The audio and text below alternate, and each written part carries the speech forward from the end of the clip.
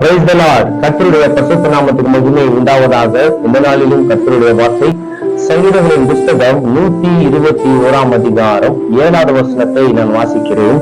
கர்த்தர் உன்னை எல்லா தீங்குக்கும் விலக்கி காப்பார். ஆமா, அருமையான தேவனுடைய பிள்ளைகளே, இந்த நாட்களிலே நம்ம பார்க்கும்போது எந்த தீங்குனா வரட்டும், ஒரு தேவனுடைய பிள்ளையை அந்த தீங்கு தொடர முடியாது என்றால் அதை காக்கிறவர் ஒருவர் இருக்கிறார், நம் ஆண்டவராக இயேசு கிறிஸ்து. அது எப்படிப்பட்ட தீங்குனா இருக்கட்டும், ஒரு தேவனுடைய பிள்ளையை அது தொட முடியாது, ஒரு தேவனுடைய குடும்பத்தை தொட முடியாது.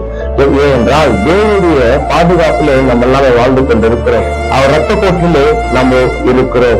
அப்படிப்பட்டவர்களை தேவன் நிச்சயமாகவே காத்து வழி நடத்துவார். அது எப்படிப்பட்ட தீங்கனா இருக்கட்டும், அது எப்படிப்பட்ட காரியமனா இருக்கட்டும், அது எப்படிப்பட்ட பயமனா இருக்கட்டும், ஆனா தேவன் அந்த தீங்கில் இருந்து விடுவித்து தேவனுடைய பிள்ளைக்கு ஒரு சமாதானத்தை கொடுப்பார். இந்த வார்த்தையை விசுவாசிங்க. கர்த்தர் நிச்சயமாகவே உங்களை ஆசீர்வதிப்பாராக. ஆமென், ஆமென், ஆமென்.